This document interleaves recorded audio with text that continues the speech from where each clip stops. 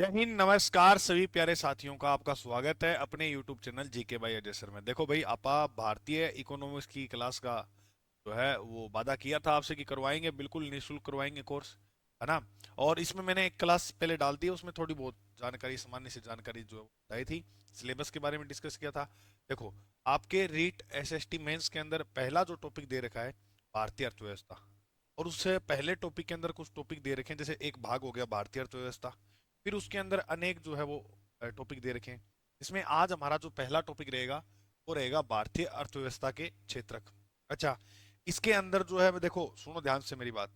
इसमें अपने जो 10th क्लास वाली एनसीईआरटी है उसको कवर करेंगे, आरबीएससी की ओल्ड एनसीईआरटी जो 10th वाली है उसको भी कवर करेंगे, प्लस इसमें स्टैंडर्ड बुक को भी मैंने कवर किया है, प्लस इसके साथ साथ जो नए आंकड़े हैं, इकोनॉमिक सर्वे 2024-25 के आंकड़े हैं वो भी इंक्लूड कर दिए हैं। तो मतलब अब आपको बार बार कहीं इधर उधर पढ़ने की जरूरत है नहीं होगी। मैंने पूरा प्रयास किया है कि अपने जो रीट मेंस एग्जाम में है, इन क्लासेस से प्रश्न आपको पूरे पेपर में देखने को मिलेंगे।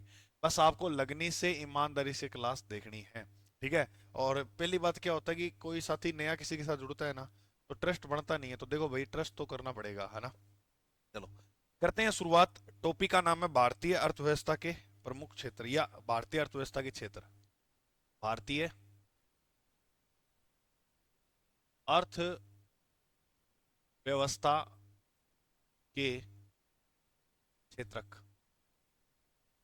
बताइए कितने होते हैं गुरुजी। हमने तो तीन पढ़ रखे हैं, प्राथमिक, द्वितीय और तृतीय। देखो वैसे देखा जाए तो इसके क्षेत्रक जो होते हैं टोटल कितने होते हैं, पांच, ठीक है। लेकिन हम कितने पढ़ते हैं, हम पढ़ते हैं तीन। जी मैं तीन, किसा किसा पढ़ा, चलो देखो। इसके क्षेत्रक की अगर अपन बात करते हैं, क्षेत्रक की यदि बात करें, तो हमें जो क्षेत्रक पढ़ने को मिलते हैं वो तीन। भारतीय अर्थव्यवस्था के क्षेत्रक अपने कितने देखते हैं, मुख्यतः तीन। एक, दो और तीन। पहले ये तीन समझो, फिर उन लास्ट वाले दो की बात कर ले। बाकी सिलेबस में जो है ना वो, यानी प्रश्न जो आते हैं ना ज्यादा, वो इन तीन से ही आते हैं।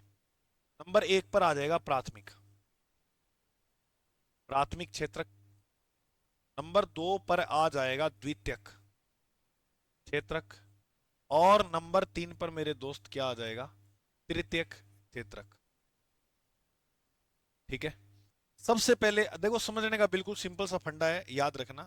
प्राथमिक क्षेत्र मतलब याद रखना कच्चा माल। कच्चा माल का मतलब है कि यहां पर आपको बिल्कुल जो माल मिलेगा वो कैसा मिलेगा, कच्चे रूप में। जैसे अगर बात करें तो प्राथमिक क्षेत्र के अंदर आपके अंतर्गत आ जाएगा कृषि। अब आपसे प्रश्न पूछा जाएगा, कृषि कौन से क्षेत्र के अंतर्गत आता है, तो आप बोलोगे प्राथमिक। अब कृषि को अपने बोते हैं तो वो कच्चे रूप में ही होती है। जैसे मान लो आपने कपास को बोया या आपने गन्ने को बोया, तो वो कच्चा रूप है। अब गन्ने से चीनी बनेगी, वो उसका क्या हो जाएगा, कच्चे माल को जो है विनिर्मित किया जाएगा, फिर, है ना। किया जाएगा नहीं किया जाएगा, बिल्कुल किया जाएगा। तो वो कहाँ होगा वो भी अपने बात करेंगे। देखो, कृषि हो गया। कृषि के बाद आपको याद रखना मत्स्य पालन। मत्स्य पालन यानी कृषि और पशुपालन सारा इसके अंदर आ जाएगा। यहां पर आप पशुपालन भी लिख सकते हो, पशुपालन भी लिख सकते हो। कृषि हो गया और पशुपालन यहाँ लिख सकते हैं। एक बात याद रखना मेरे दोस्त, एक बात बताता हूँ काम की, मजेदार, ताकि व्यवहारिक ये चीज भी अपने को पता होनी चाहिए। देखो, सबसे ज्यादा कमाई को साधन अगर करना हो तो अपना किसो क्षेत्र होना चाहिए, प्राथमिक। लेकिन प्राथमिक क्षेत्र जब फायदा है जब खुद की स्वयं की भूमि हो। अब मान के चलो आपके पास बहुत बड़ी, यानी प्राथमिक क्षेत्र में एक बड़ा एरिया चाहिए प्राथमिक क्षेत्र खोलने के लिए, है ना। अब जैसे आपके पास बहुत बड़ा क्षेत्र है, वहां आप कृषि कर रहे हो, कृषि बो रहे हो, है ना। तो उस उधर आपको जो है लाभ देखो कितना देखने को मिले। अब जैसे उदाहरण के लिए देखिए, जैसे मत्स्य पालन है, भाई साहब कितनी कमाई होती है मत्स्य पालन में। अब मछलियां पकड़ पकड़ के आप लाए, है ना। और यहाँ पर मान लो आपने ये पूरे तालाब बना दिए यहाँ पर मछलियां पालने के। और मत्स्य पालन, अब देखो उसके बीज हो गए, फिश ऑयल हो गए, है ना। फिश ऑयल के जो कैप्सूल आते हैं वो कितने महंगे महंगे मिलते हैं। ये भी एक कमाई का साधन है, बहुत खतरनाक कमाई होती है इनसे, है ना। उसके अलावा बात करें पशुपालन, जैसे अब मान के चलो आप 100 गायें पाल ली, लेकिन उसके लिए 100 गायों के लिए, मेरी बात समझ में आ रही है ना, एक क्षेत्र होना चाहिए। इसमें बस तब लाभ है कि मतलब खुद का क्षेत्र हो। अब 100 गायों, मान के चलो 100 गायों को दूध, 1 लीटर दूध की कीमत है 50 रुपये। अब आप देख लो, 100 गायें, 2 टाइम को दूध, महाराज जो बिजनेस है वो कहाँ जाएगा, है। अपनो बिजनेस जो है वो जाओ कठा देखो। हाँ, तो इसके अलावा तो ये होता है इस, अच्छा इसके अलावा आप कोई मान के चलो कि अपने कोई बाग वगैरह, मतलब कोई वन वगैरह उगा लो ना, उसके अंदर भी फायदा होता है, उनकी लकड़ियों से फायदा होगा। जैसे वन वगैरह के जो क्षेत्र हैं वो भी इसी के अंदर आएंगे। अच्छा, इसके अलावा खनन,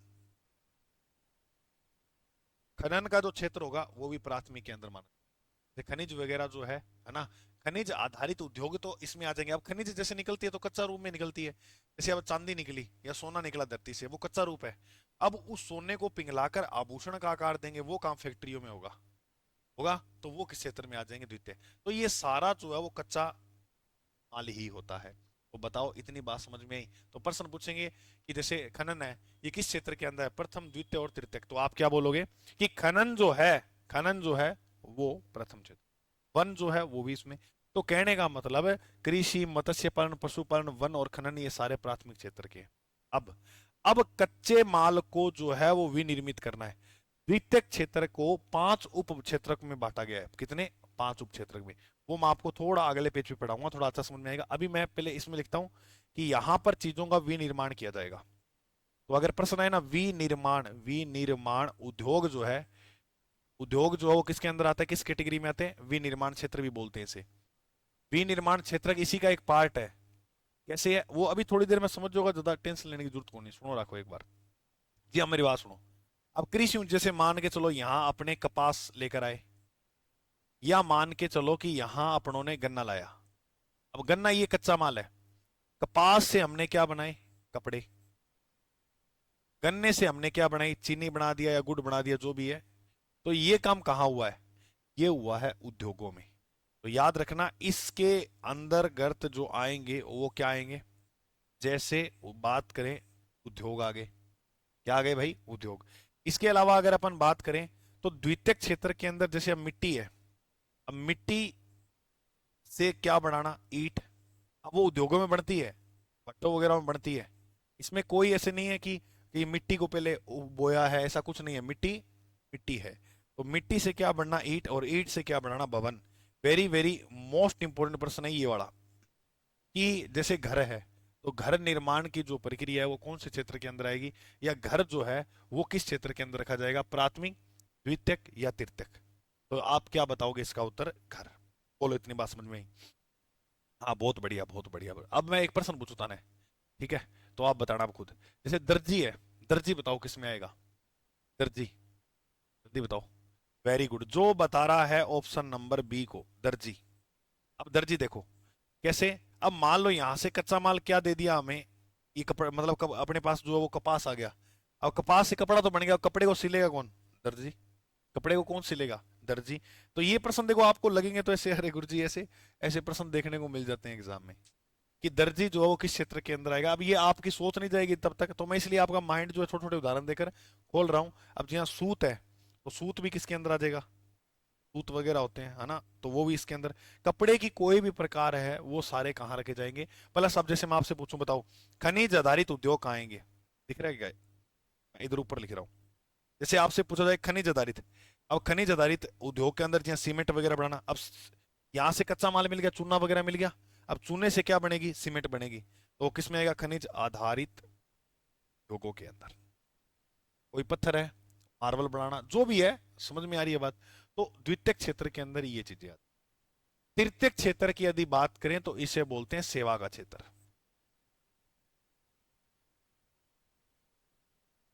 इसे क्या बोलते हैं? सेवा का क्षेत्र। अभी देखो, यहां पर अपनों ने कच्चा माल तैयार किया, कच्चा माल तैयार करके उसके कपड़े बना दिए। अब कपड़ा, अब कपड़ा जो है उसको भेजा जाएगा जनता के पास, लोगों के पास। तो वो किसके माध्यम से भेजेंगे? तो सेवा करेंगे परिवहन या संचार के माध्यम से। परिवहन या संचार, इसके माध्यम से हम जो है वो कपड़ा पहुंचाएंगे किन के लोगों के पास। एक बात याद रखना आप, जैसे एक प्रश्न आता है डाक सेवा, वो किस में आएगा? तो वो भी सेवा क्षेत्र में। अब डाक सेवा है, ये सेवा ही तो है एक, है ना? जैसे डाक सेवा होगी, तो डाक सेवा, सेवा कैसे है गुरुजी? जैसे मेरी एक बात, इतने उदाहरण एनसीईआरटी में मिलेंगे नहीं आपको, कितना माइंड मतलब बढ़िया शानदार तरीके से हम चीजों को पढ़ रहे हैं। तो थोड़ा ध्यान से इन क्लासों को आप कंटिन्यू देखना, पूरी मैं प्ले लिस्ट बढ़ा दूंगा अलग से। जब जीके भाई अजय सर आप चैनल ओपन करोगे तो प्ले लिस्ट में जाओगे ना, तो जैसे मैंने आपको वर्ल्ड जियोग्राफी पढ़ा रखी है ना, रीट एसएसटी वालों को एक बार क्लास देखना, मजा आ जाएगा मेरे दोस्त, पूरा, है ना, शानदार तरीके से तैयार किया गया। अब डाक सेवा है, देखो डाक सेवा वगैरह हो गया, रेल क्षेत्र हो गया, डाक रेल, और एक और था, डाक हो गया, रेल क्षेत्र हो गया, और एक ये सेवा का क्षेत्र हो गया, ठीक है। ये सारे इसी के अंतर्गत आएंगे। अब क्या था कि जैसे डाक, डाक क्षेत्र भी जी हाँ, मान ले अपने पहले क्या एक संदेश पहुंचाना होता था ना किसी को, तो व्यक्ति खुद जाया करता था, जाकर क्या करता था कि भाई ले भाई मेरी सिस्टर की शादी है, मेरे भाई की शादी है, मेरी खुद की शादी है, तो आपको आना होगा। अब चाहे वो रिश्तेदार का सफर जो है वो इतना दूर रहता हो कि 3 दिन का सफर तय करना पड़े, तो भी वो वहां जाया करता था उसे कहने के लिए, ठीक है। और फिर धीरे धीरे ये व्यवस्था आई, ला डलोजी ने काम बढ़िया किया ही था रेल क्षेत्र में, और इसके अलावा बात करें तो सेवा क्षेत्र इसमें, डाक क्षेत्र में, डाक सेवा में, ठीक है।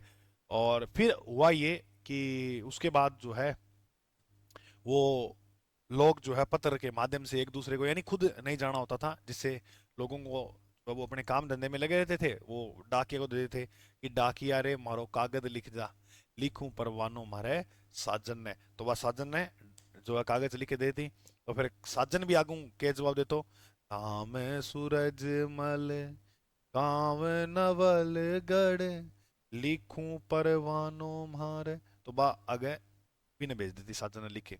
तो ई टाइप हूँ सेवा चाली।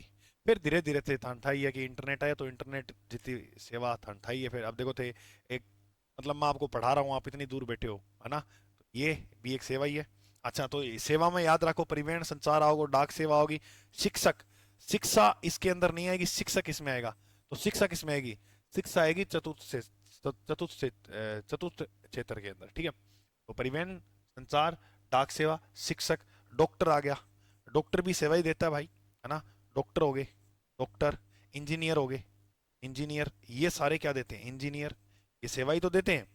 तो ये सारा जो है वो कौन सा क्षेत्र हो जाएगा अपना, सेवा का क्षेत्र। बताओ, इतनी बात समझ में आई कि है भाई। अच्छा, ये अब मेरे में बैंक संस्थाएं होती हैं, वो किसमें आएगी, वो भी इसमें आएगी। अब बैंक भी बेचारे सेवा ही कर रहे हैं, वो आपके पैसों की रक्षा कर रहे हैं, ये भी इसी के अंदर आएगी। इसे बोलते हैं, इसका उपनाम है व्हाइट कॉलर जॉब। तृतीय क्षेत्र का उपनाम क्या है, उपनाम, इसका नाम है white collar job, white collar job.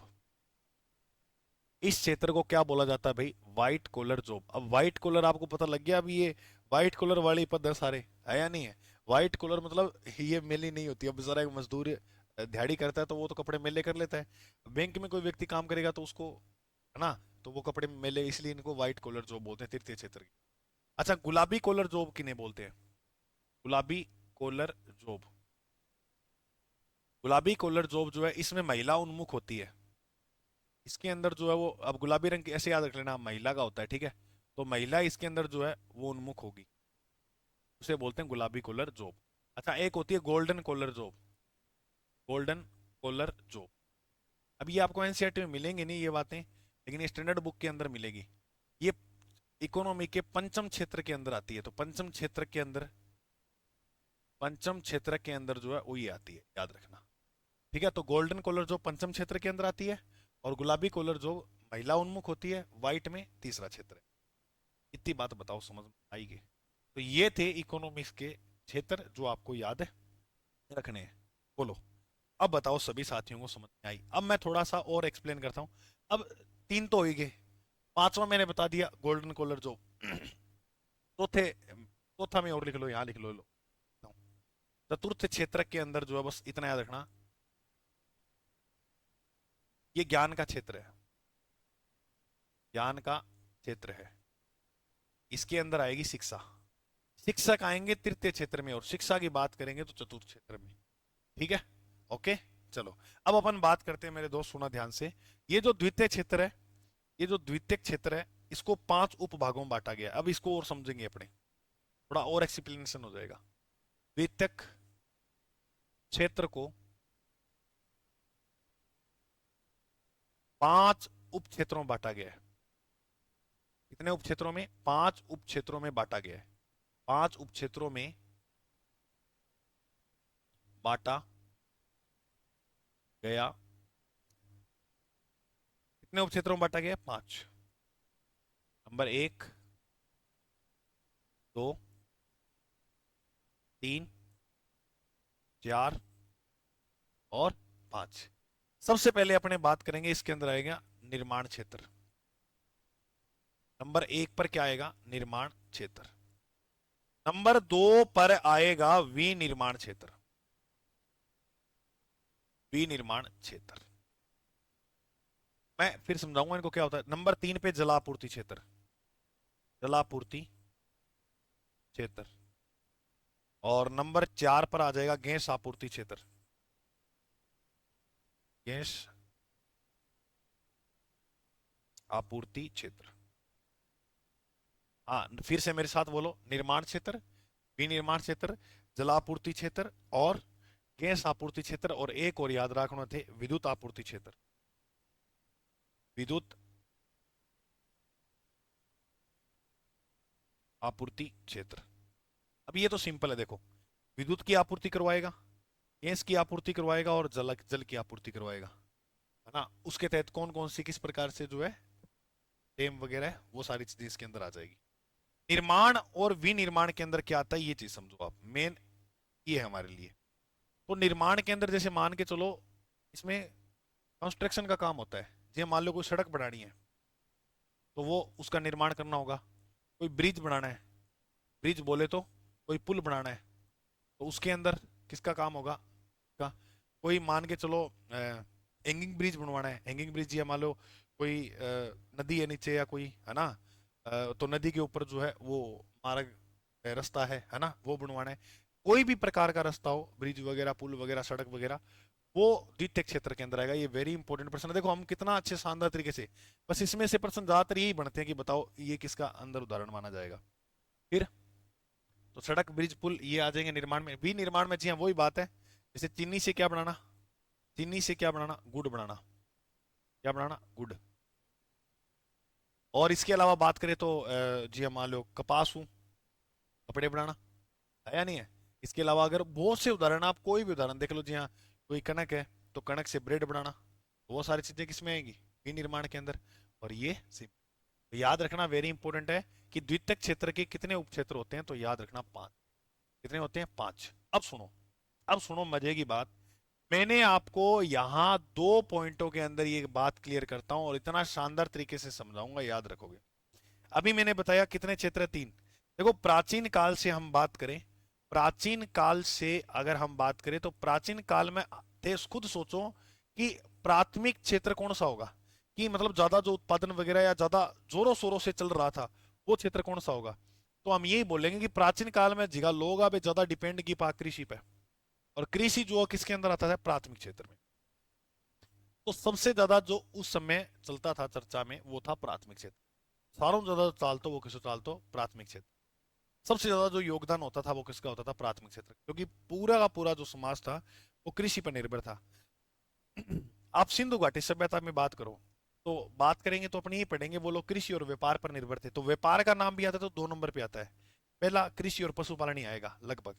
फिर वैदिक काल तक आते आते धीरे धीरे और काल आगे आगे आते आते आते आते उधार हुआ, द्वितीय क्षेत्र की प्राथमिकता होने लगी, मतलब द्वितीय क्षेत्र आने लगा।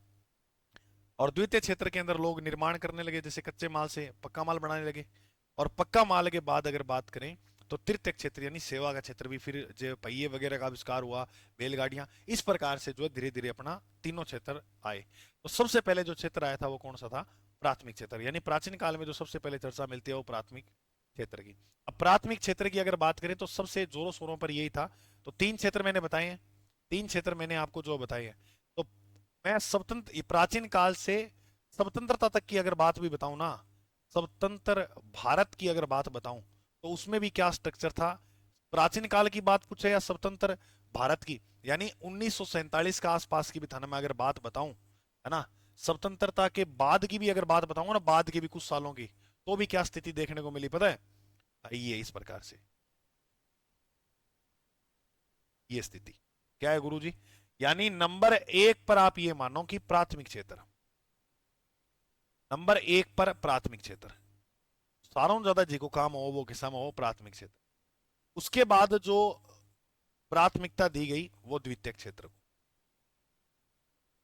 कौन से क्षेत्र को? द्वितीय। और देखो भारत के अंदर लास्ट में है तृतीय क्षेत्र, यानी डॉक्टर, इंजीनियर, यानी सेवा का जो क्षेत्र है उसमें ग्रोथ रेट इतनी ज्यादा नहीं थी।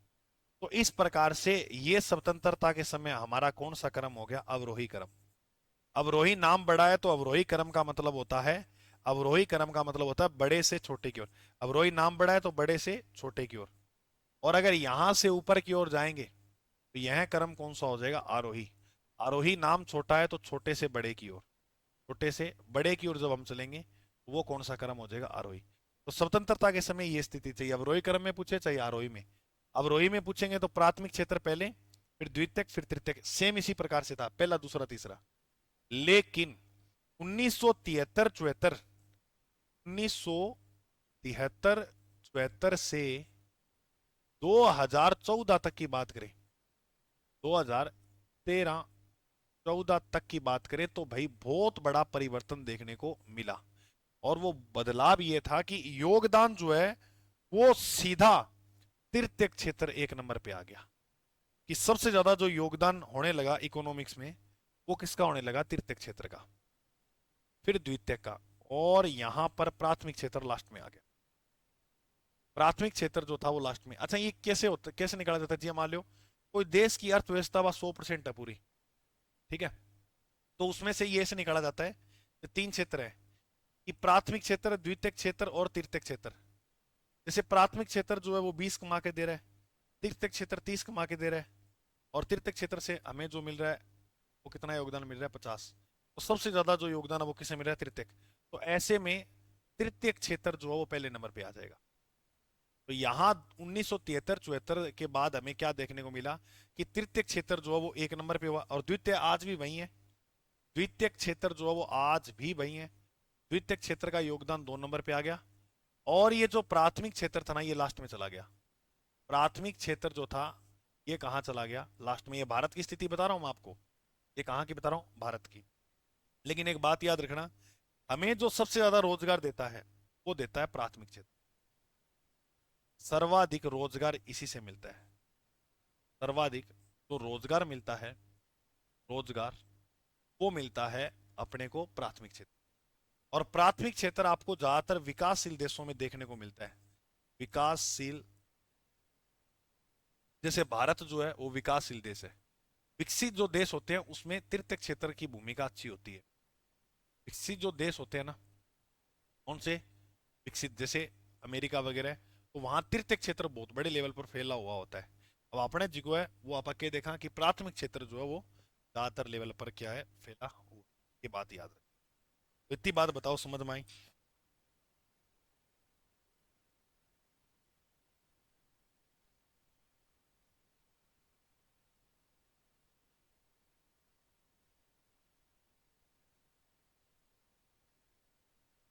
तो बोलो। और अगर आप आज भी देखा तो 46 पॉइंट आपने 1% जो जनसंख्या पॉपुलेशन नवीन आंकड़ों में वो आपने कृषि पर निर्भर है, यानी प्राथमिक क्षेत्र। कितनी निर्भर है कृषि पर, 46.1%। ये नवीन इकोनॉमिक सर्वे के अनुसार है। 46.1 जो पॉपुलेशन है बाकी पर निर्भर है आज भी कृषि पर। अब बात याद रहा, ठीक है। तो ये था 1973 74 में। अब देखो प्रश्न क्या पूछेगा, 73 74 के बाद पूछे पूछे तो अवरोही क्रम में आप ये बताओगे, ये अवरोही क्रम में बताओगे कि पहले गुरुजी तृतीयक क्षेत्र था, और फिर द्वितीयक, और फिर तृतीयक, है ना। और इससे पहले की बात पूछे तो पहले प्राथमिक क्षेत्र, पहले योगदान ज्यादा किसका हुआ करता था, प्राथमिक का, फिर द्वितीय का हुआ, फिर तृतीय का। और अब देखें तो तृतीय का ज्यादा है। अभी मैं पढ़ाऊंगा आपको कि तृतीय का जो योगदान है वो किस प्रकार से कितना। 2000, देखो 23 24 का जिगा आंकड़ा है बे ही पढ़ाऊंगा आप, 24 25 का सॉरी, फिर उसमें आपको आइडिया हो जाएगा कितना है योगदान। चलो अब हम पढ़ते हैं इनका योगदान। तो अ, भारतीय इकोनॉमिक सर्वे के अनुसार, ये सर्वे कौन सा है, 2024 25,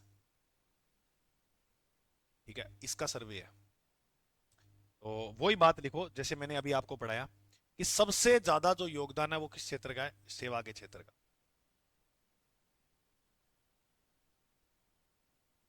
उसके बाद 2 नंबर पे अगर अपने बात करें तो 2 नंबर पे आ जाएंगे उद्योग धंधे।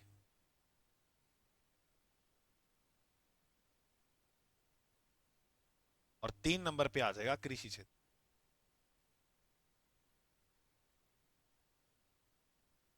3 नंबर पर जो है वो क्या आ जाएगा भाई, 3 नंबर पर आ जाएगा अपना कृषि का क्षेत्र।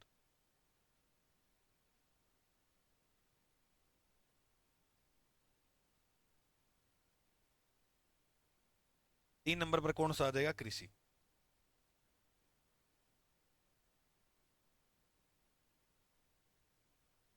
अब इसके अंदर देखना है कि इकोनॉमिक सर्वे में यहां इनके अंदर वृद्धि दर जो रही वो कितनी रही। तो इन तीनों क्षेत्र की अपने को क्या पढ़नी है? वृद्धि दर।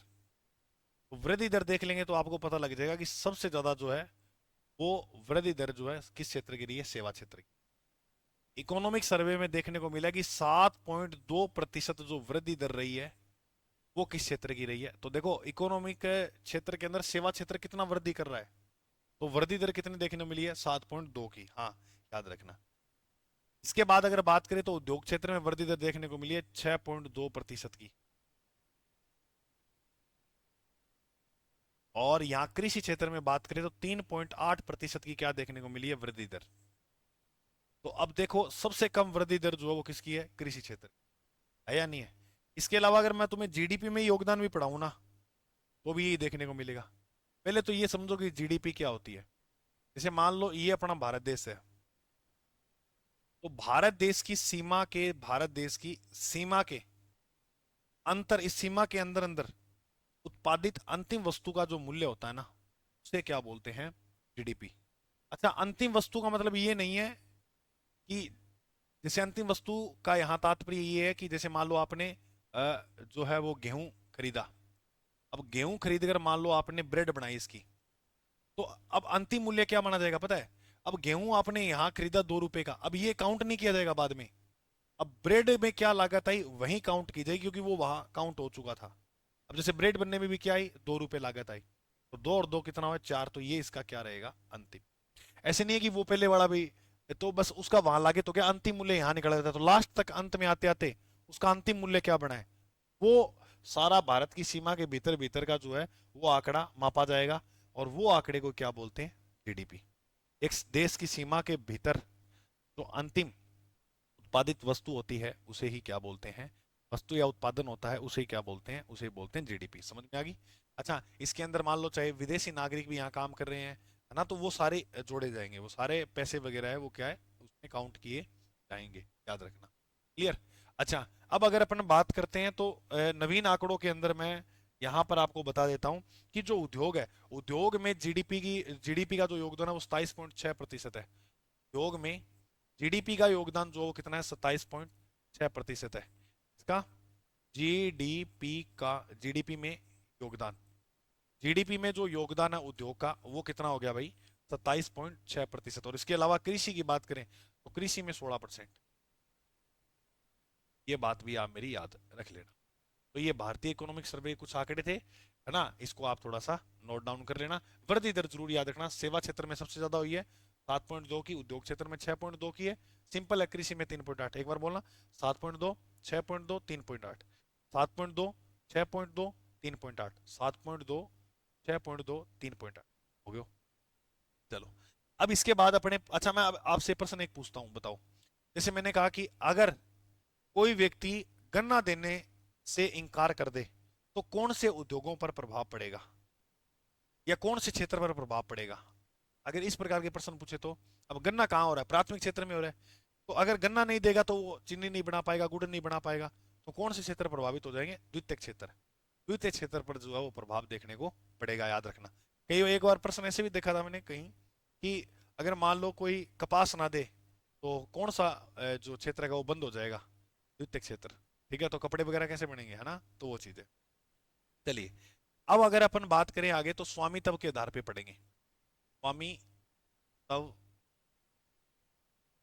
के आधार पर।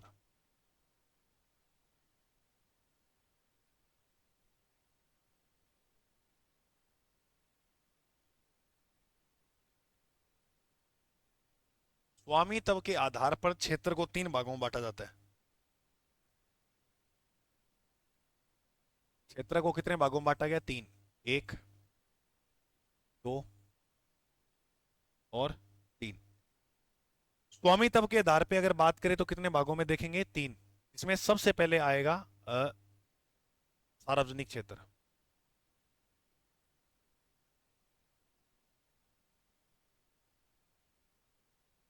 इसके बाद नंबर 2 पे आएगा निजी क्षेत्र, और नंबर 3 पर आएगा सार्वजनिक व निजी। क्या आएगा? सार्वजनिक व निजी भागीदार क्षेत्र। सार्वजनिक व निजी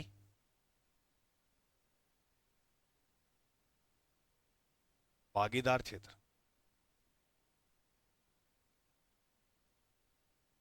देखो बिल्कुल सिंपल है। कैसे? आप ये अनुमान लगाओ कि सार्वजनिक क्षेत्र का मतलब है इस पर नियंत्रण किसका होगा? सरकार का।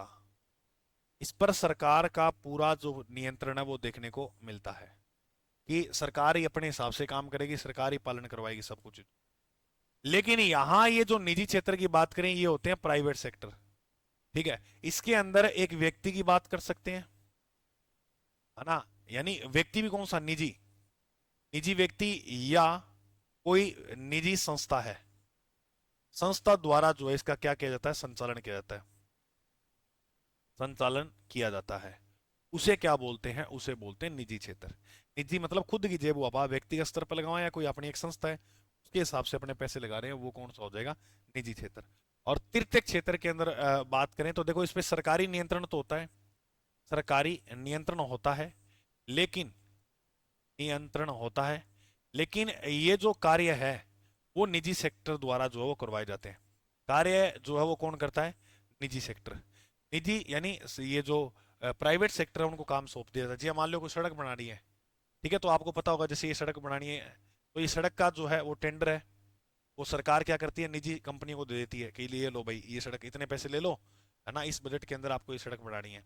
तो इस प्रकार से तो उसे बोलते हैं सार्वजनिक और निजी दोनों की क्या होती है इसके अंदर? भागीदारी होती है। तो ये जो है स्वामित्व के आधार पे मैंने क्षेत्र आपको बता दिया। बोलो समझ में आए स्वामित्व के आधार पर? अब लास्ट और अंतिम पॉइंट है कि संगठित और असंगठित क्षेत्र। इसके अलावा 2 क्षेत्र और हम पढ़ेंगे, बस उसके बाद ये टॉपिक कंप्लीट है आपका। एक क्लास में कंप्लीट हो गया, सिंपल सा टॉपिक था। मैंने कहा था इतना ज्यादा टाइम लगेगा नहीं, ठीक है, बस थोड़ा ध्यान से चीजों को समझना। अच्छा, एक होता है संगठित क्षेत्र और एक होता है असंगठित। देखो इसका नाम पढ़ोगे तो ये क्लियर हो जाएगा। असंगठित क्षेत्र, ठीक है। संगठित क्षेत्र और असंगठित, इसमें क्या होता है? देखो संगठित क्षेत्र जो होता है इसमें सरकारी नियंत्रण होता है।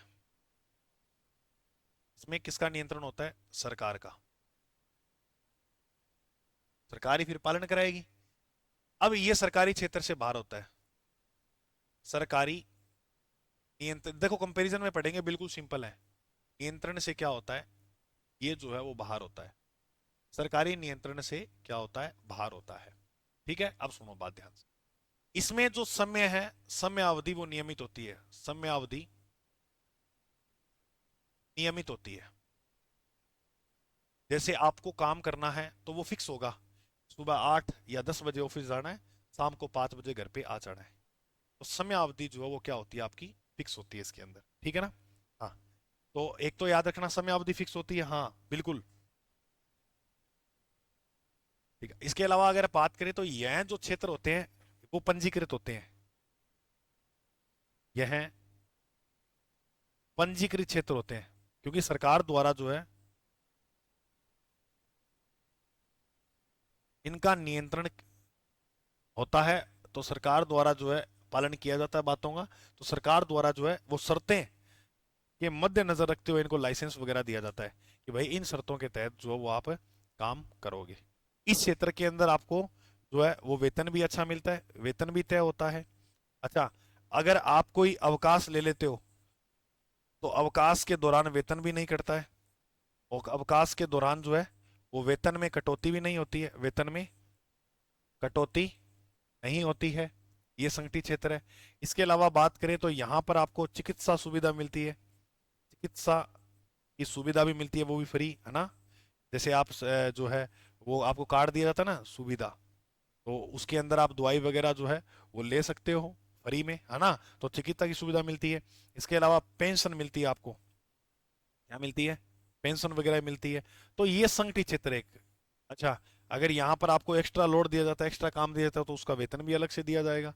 तो इस प्रकार के ये जो क्षेत्र है, ये आपका क्या है, संगठित क्षेत्र है, बहुत सहायता मिलती है। तो एक सरकारी बंदे को देख लो आप, क्या क्या जो है सरकार नियंत्रण में अगर कोई काम करता है, कोई बैंक में लगा है, तो उसको क्या क्या सेवाएं दी जाती है, वो सारा किस में आएगा, संगठित क्षेत्र के अंदर। अब असंगठित में इसका उल्टा कर दो, समय अवधि, यहाँ कोई समय अवधि तय नहीं है, समय अवधि तय नहीं है। अब जी मान लो कोई मजदूर है, कोई बेचारा जैसे मजदूर है, अब बस इस उदाहरण से आप सारा ये टॉपिक समझ जाओगे। अब वो बेचारा मजदूर है, सुबह 8 बजे आता है ना। अगर मान लो अब कोई काम ऐसा हो जाए कि उनको छत भरनी है, तो बेचारे दोपहर में भी रेस्ट नहीं करते हैं। ठीक है, इसके अलावा शाम को भी कई बार वो मसाला पड़ा रहता है, तो बेचारे लेट तक लगे रहते हैं। तो इनकी कोई समय अवधि जो है वो फिक्स है, नहीं है। दूसरी बात, अब क्या इन मजदूर का बेचारे का कोई पंजीकरण होता है क्या, या इसमें जो मजदूरी के लिए आपको कोई पंजीकरण करवाना जरूरी है क्या, नहीं करवाना जरूरी। तो इसमें कोई ये जरूरी नहीं है। प्लस इसमें जो वेतन है वो भी फिक्स नहीं होता है, वेतन जो है वो भी क्या, फिक्स नहीं होता है। जो ताबा बैठे भी साबू दे दो, और यहाँ वेतन भी अपने को ये सुविधा देखने को मिलती है, फिक्स होता है। अच्छा, इधर अवकाश के दौरान वेतन कटेंगे नहीं। अगर इधर अवकाश कर लिया तो आपका वेतन भी कट जाएगा, है ना। दौरान वेतन में भी क्या देखने को मिलेगी, कटौती देखने को मिलेगी, वेतन भी आपका कट जाएगा। तो वेतन में क्या देखने को मिलेगी, कटौती। चिकित्सा की सुविधा दी जाती है, यहाँ भाई सुविधा कुछ नहीं है, पैसे हैं जेब में, पैसे हैं जेब में, तो आप करो, यहाँ कोई भी प्रकार की आपको सुविधा नहीं दी जाएगी। इसके अलावा बात करें यहाँ पेंशन, अब यहाँ किस बाप की पेंशन बेचारे को मिलती है, कितनी मेहनत करता है बेचारा, तो भी नहीं मिलती। तो ये सब परिणाम आपको देखने को मिलते हैं संगठित और असंगठित क्षेत्र का। तो बोलो, ये था अपना प्यारा सा, सुंदर सा, सिंपल सा टॉपिक, अर्थव्यवस्था के क्षेत्र। और मैं थाने कह दूं कि मैं मेरे मेरे को थोड़ा सा ज्यादा लोड मत दे देना आपकी गुरुजी, अब कमेंट पे कमेंट कर दो, ये दूसरा टॉपिक कराओ, ये कराओ। देखो, हफ्ते में मेरी क्लासें होती है ऑफलाइन, फिर आपके लिए दो क्लासें यूट्यूब पर भी ले रहा हूँ डेली, प्रतिदिन लाइव। तो ये क्लासें मैंने फिर निर्णय लिया कि जैसे रिकॉर्ड होता है ना, जैसे रिकॉर्ड कोर्स होता है ना। तो मैंने कोर्स तो बनाया नहीं, कि चाहता तो ये कोर्स बना के बेस को ये लो ले लो, है ना, और तुम्हें पढ़ना है और तुम लेते भी। लेकिन फिर लास्ट में बात तोड़ मोड़ के आई आई है कि कोई बात नहीं, उधर वो वर्ल्ड ज्योग्राफी फ्री कराई है, तो इकोनॉमिक्स इकोनॉमिक्स और फ्री करवा देते हैं। ठीक है, तो ये बात है मेरे दोस्त। ओके, तो कोई चिंता वाली बात नहीं है, आप मिलके बढ़िया साथ पढ़ो।